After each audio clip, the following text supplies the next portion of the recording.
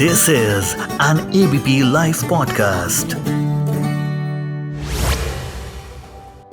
लोकसभा चुनाव में महिलाओं को टिकट देने में अधिकांश दल पीछे रहे। एसोसिएशन फॉर डेमोक्रेटिक रिफॉर्म्स ने दावा किया कि बीजू जनता दल और जेएमएम ने 13% महिलाओं को टिकट दिया, जबकि एनसीपी और एलजेपी ने 40% और अपना दल सोनेलाल ने 100% महिलाओं को टिकट दिया, जबकि बीजेपी ने 16%, कांग्रेस ने 13%, आरजेडी ने 29% और बीएसपी ने 8%, जबकि जेडीयू ने 13% महिलाओं को टिकट दिया। सवाल उठ रहा है कि महिलाओं को टिकट देने में राजनीतिक दल फिसड्डी क्यों साबित हो रहे हैं, और इस पर हमारे साथ इस वक्त बात करने के लिए द हिंदू कॉलेज के पॉलिटिकल साइंस के प्रोफेसर चंद्रचूड़ सिंह जी हैं और मैं आपके साथ हूं राजेश कुमार। चंद्रचूड़ जी, कैसे देखते हैं आप राजनीतिक दलों की तरफ से महिलाओं को टिकट देने में इस तरह की कंजूसी? देखिए, ये समस्या बड़ी समस्या है। आदर्श राजनीति में एक आदर्श होता है, राजनीति की एक व्यवहारिकता भी होती है। तो आदर्श के रूप में तो ये होना चाहिए और सभी मानते हैं कि महिलाओं की भागीदारी बराबर की हो। लेकिन सच ये है कि चूंकि समाज की प्रवृत्तियां ऐसी हैं और राजनीति का स्वरूप ऐसा है कि आदर्श सिर्फ सिद्धांत के तौर पर ही रह जाता है और व्यवहारिकता में उसकी परिणति नहीं होती है। और इसका कारण ये है कि लोकतांत्रिक व्यवस्था और खास करके जो हमारी संसदीय लोकतांत्रिक व्यवस्था है, जिसमें हमने फर्स्ट पास्ट पोस्ट सिस्टम को अपनाया है, उस व्यवस्था में ये है कि भाई जीतना आवश्यक होता है और जीतने के लिए जो भी तरीका अपनाया जाए, और जो भी तरीका अपनाया जाए उसमें मुझे आपको पता ही है कि उसमें जाति भी है, धर्म भी है, क्षेत्र भी है, संप्रदाय भी है, प्रजातीयता भी है, सभी प्रकार की बातें हो जाती है। जिस भी आधार पर लामबंदीकरण हो सकता है, जिस भी धरे का लामबंदीकरण हो सकता है, उसको वो चीज किया जाता है ताकि जीत हासिल हो सके। तो सबसे बड़ी बात तो मुझे यही लगती है कि जो राजनीतिक व्यवस्था में जीतना सबसे महत्वपूर्ण हो जाता है और जीतने के लिए जो भी काम किया जाए वो उसको स्वाभाविक मान लिया जाता है और उसको सत्यापित भी कर दिया जाता है। तो जहाँ तक महिलाओं का प्रश्न है, वो एक आदर्श व्यवस्था के रूप में तो ये लोग सभी मानते हैं, कथनी में तो सभी मानते हैं, आदर्श के रूप में सभी उसको समझते हैं। आदर्श को तो आप नकार नहीं सकते, लेकिन व्यवहारिकता में उसकी परिणति नहीं होती है, क्योंकि विनेबिलिटी जो है, जीतने की जो मंशा और जीतने, इसका ये मतलब नहीं है कि महिलाएं नहीं जीत सकती हैं, बल्कि आप अगर देखेंगे तो ये आपको लगेगा कि पाएंगे कि ऑफ लेट कम से कम महिलाओं का स्ट्राइक रेट पुरुषों की अपेक्षा ज्यादा है।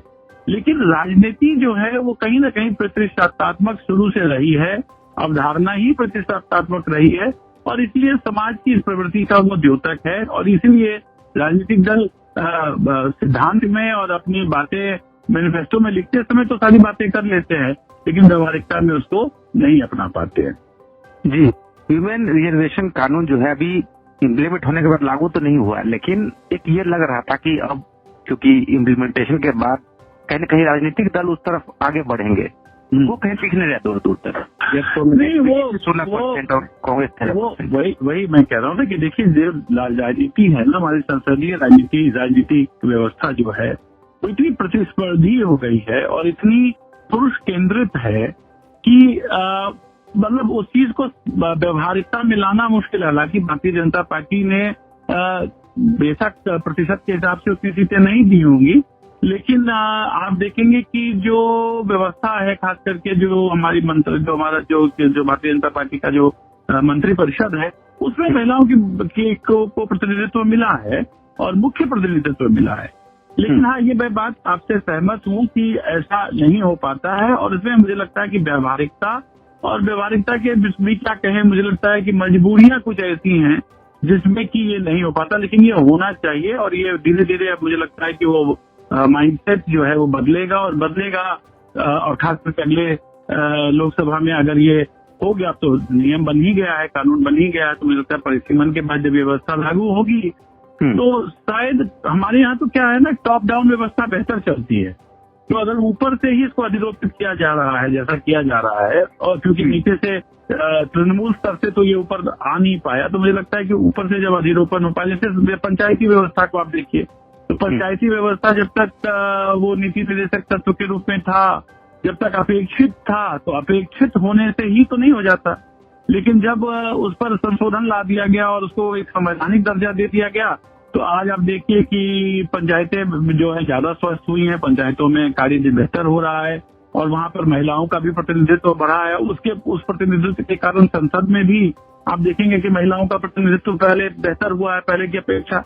तो मुझे लगता है कि अगले बार जब ये व्यवहारिक हो जाएगा और ये कानून लागू हो जाएगा तो रियलिस्टिक हो जाएगा और ये तो हम यथार्थ में भी देख पाएंगे। लेकिन एक सवाल उठ रहा है सर कि जब इस तरह के दावे जब खोखले साबित होते हैं तो फिर आदर्श की बात क्यों करती है राजनीतिक पार्टी?